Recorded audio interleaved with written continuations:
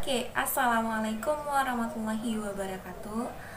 Saya Sri Widianingsih dengan NIM 1807327.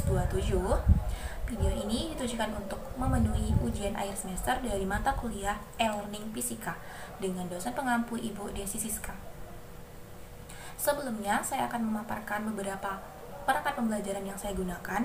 Di sini, saya menggunakan aplikasi Zoom Meeting untuk tatap muka virtual dan menggunakan Google Classroom, di mana ini untuk absensi siswa dan untuk instrumen penilaian di Classroom, beberapa soal yang saya buat di Classroom,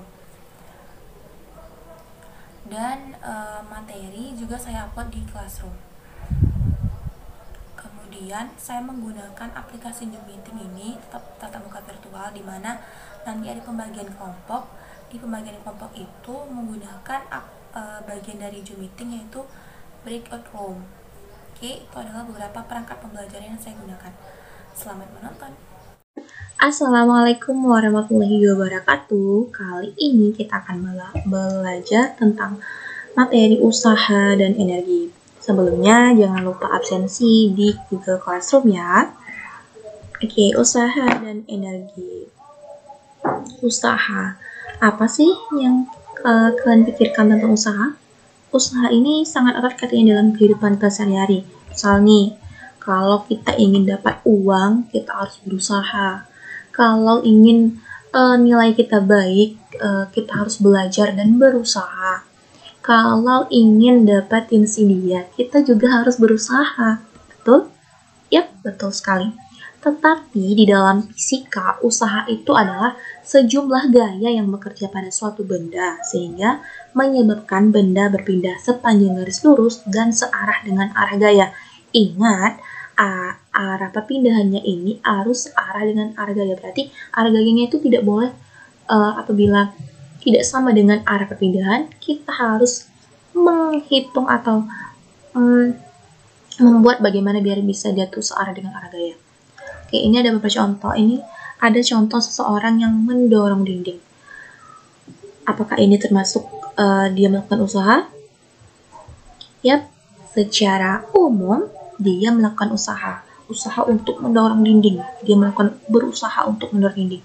Tetapi di dalam fisika, usahanya ini adalah 0. Kenapa? Karena di sini tidak ada perpindahan, tidak ada S.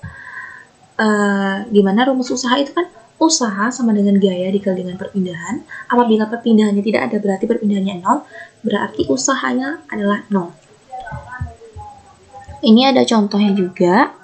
Ini misalnya nih, ada sebuah benda, kita ingin memindahkannya ke posisi ini dengan memberikan gaya F dan jaraknya itu adalah S. Sehingga rumus usaha yaitu usaha sama dengan F kali S. Usaha itu dilambangkan dengan W. Kenapa ini? Karena usaha dalam bahasa Inggris itu adalah work dan dilambangkan dengan W besar ya. Kemudian ada usaha. Ini beberapa contohnya.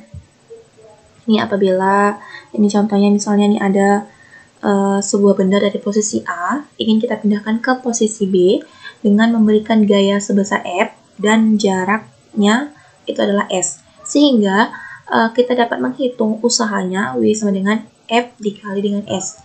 Kemudian ada contoh yang kedua. Ini adalah seseorang yang ingin memindahkan sebuah balok dari posisi sini ke posisi ini, dimana dia menggunakan bantuan tali untuk menarik atau memindahkan balok ini. Ingat, arah gayanya itu harus searah dengan arah perpindahan. Di sini arah gayanya tidak searah dengan arah perpindahan. Ini arah gayanya ke sini. Sedangkan perpindahannya itu horizontal. Berarti kita harus menggambarkan gaya-gayanya ini. Komponen-komponennya nih kan kita yang searah dengan arah gaya ini. Berarti di sini ada sudut atau theta, sehingga komponen dari F-nya itu adalah F cos theta, yang mendekati dengan sudut itu cos, berarti F cos theta, sehingga kita dapat menghitung usahanya sama dengan W sama dengan Fs cos theta. Kemudian ada contoh soal Soalnya berapakah usaha yang dilakukan oleh seorang yang mencoba menarik sebuah balok dengan gaya sebesar 50 Newton sehingga balok tersebut berpindah sejauh 8 meter? Oke, gayanya atau F-nya diketahui dengan 50 Newton. Perpindahannya diketahui 8 meter atau S-nya, sehingga W sama dengan F kali S, W sama dengan 50 Newton dikali dengan 8 meter, itu 400 Newton meter. Ini sama dengan 400 Joule. Kemudian energi. Apa sih itu energi? Energi itu adalah sesuatu kemampuan yang digunakan untuk melakukan usaha. Energi, power. Energi itu ada beberapa macam. Sini kita akan membahas energi kinetik, energi potensial, dan energi mekanik. Pertama, energi kinetik. Energi kinetik itu adalah energi yang berhubungan dengan gerak. Kinetik berarti gerak. Energi berarti ini energi yang dimiliki oleh benda karena gerakannya atau ketika benda itu bergerak. Ingat, di SMP kita udah belajar tuh, apa itu rumus persamaan energi kinetik? Yap, energi kinetik itu adalah EK sama dengan setengah MP kuadrat, di mana EK adalah energi kinetik, satuannya Joule, massa M sama dengan massa, satuannya kilogram, dan V adalah kecepatan, satuannya meter per second.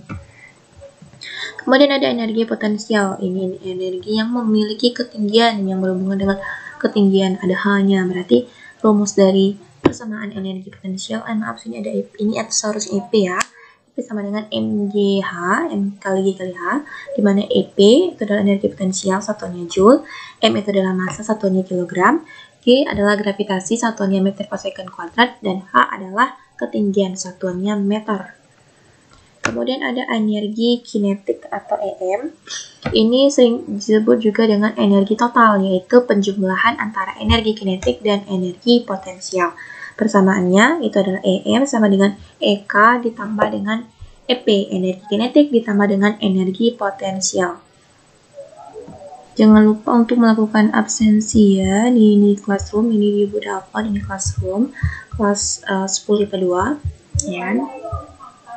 Absensi jangan lupa, nih ada absensi, jangan lupa isi absensinya, absensi kalian. Terus Ibu kemarin udah Ibu kasih materi kan, nih materinya,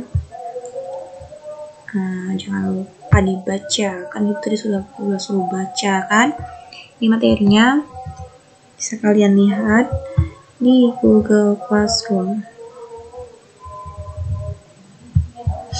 Kemudian nanti PPT Ibu upload juga. Kemudian ada kuisnya kalian kerjakan ya. Nih kuisnya.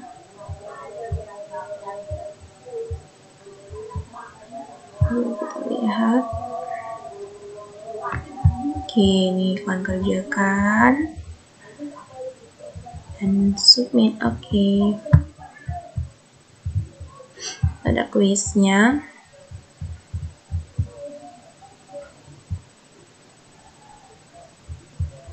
Oke, jangan lupa isi absensi dan kuis dan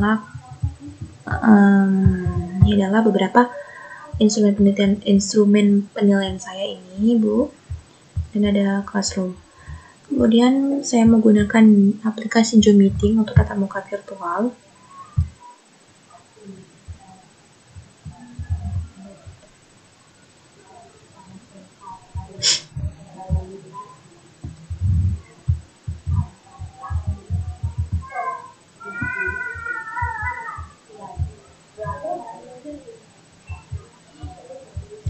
Oke, ini kalau mau bagi kelompok menggunakan aplikasi ini Breakout Room.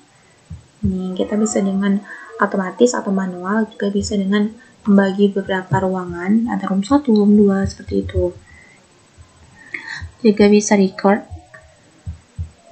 Ini untuk tatap muka virtual saya menggunakan Zoom Meeting. Ini mungkin itu saja beberapa perangkat pembelajaran yang saya gunakan. Lebih dan kurang saya mohon maaf. Wassalamualaikum warahmatullahi wabarakatuh.